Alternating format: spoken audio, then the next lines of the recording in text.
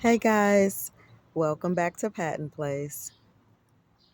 Just out enjoying my daylilies and reminiscing, thinking about my journey on where I've been with Patton Place and how I've grown and where I still need to get to. I wanted to share with you guys a little more of my story so you'll get to know me a little better and understand the reason behind my videos, the reason why I'm sharing. I purchased Patton Place in November 2017, and this November 2026, it'll be 9 years. But when I first purchased the home, I had buyer's remorse the first several months of being here. I remember coming to look at the house, and one of my good friends, she and her husband were selling it. They were in real estate, and they were working with the seller to get it sold under a land contract. And they were like, you got to make your mind up. There are other people in line for it. It's a good buy, and you'll be a homeowner. And while all of those things were true, there were so many things wrong with the home. And if I were the seller, I would have never sold this house to one of my good friends. When I got the house and made the purchase and was finally able to really get in and look at it, I discovered so many things that got me into that bad place, that buyer's remorse. First, when I got here, it was in the winter, and I discovered there was no hot water tank. And the furnace, it was a furnace here, but the furnace needed work. I had to put $1,000 into the furnace when I initially got the home.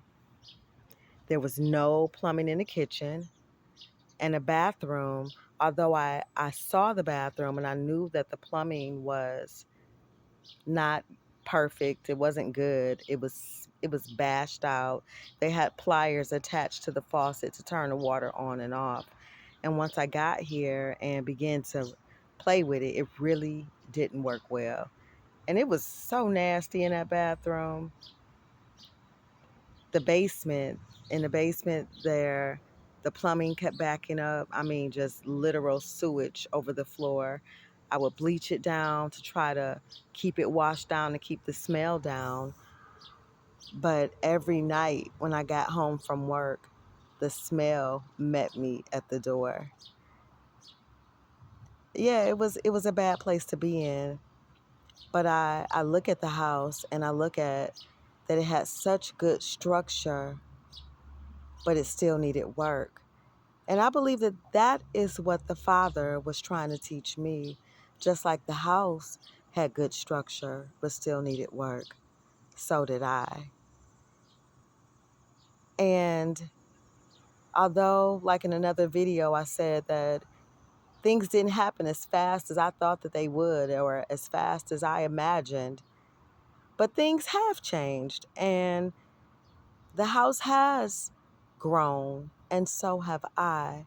And the same journey that the home is on is the same journey that I'm on. So through the years, I've gotten a new furnace. I got the hot water tank. I got the plumbing done in the kitchen. I redid my bathroom. The back door area was devastated when I got here. The windows were busted out. The door didn't lock, and the windows were some of the panes in the door were busted out, but I got that renewed. There were no storm doors on the house, but I got storm doors. The driveway and the garage were just a wreck, but the driveway got remade. The garage is torn down. I'm looking to get a new one built in the future. So things have changed. And again, they may not have been as fast as I wanted, but they're moving.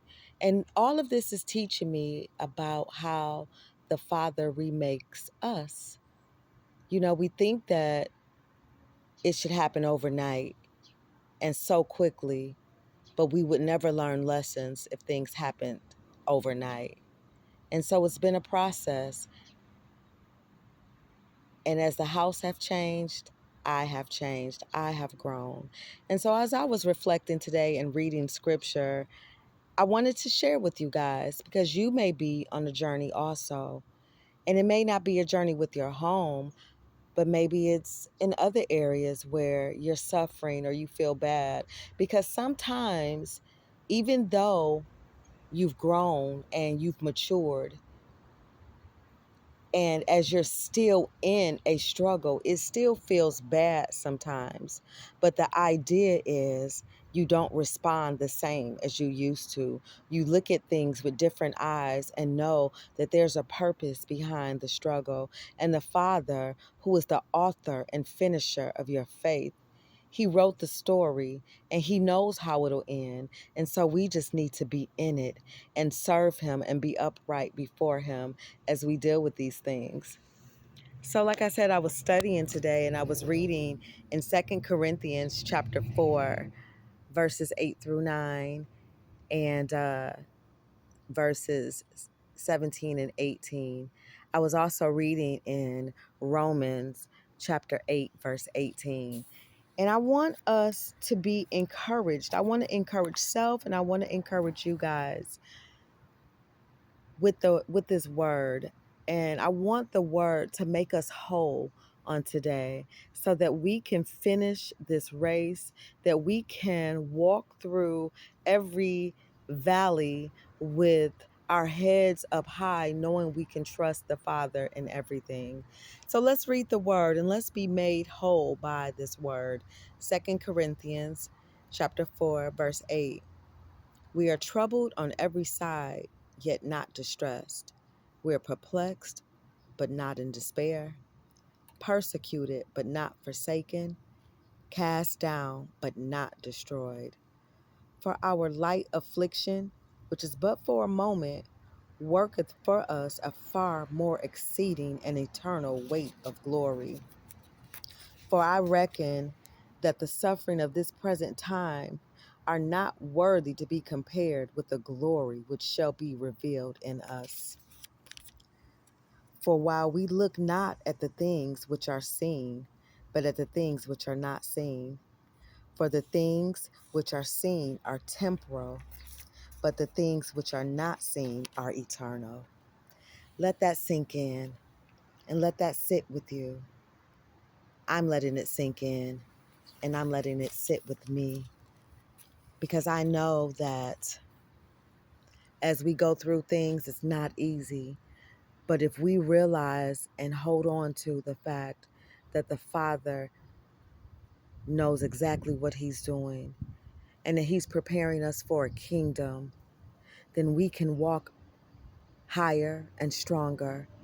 Then we can make it through every circumstance because he got us. So stay focused, stay strong, keep your head lifted up high and look to the Father. I'm so glad you guys are on this journey with me. And as I have been saying lately, I want proof. I want proof that the Father is who he says he is. I want everyone to see and know with me that he is faithful to those who are faithful. So guys, thank you for being on this journey with me. And I look forward to seeing you guys in the next video. Be blessed.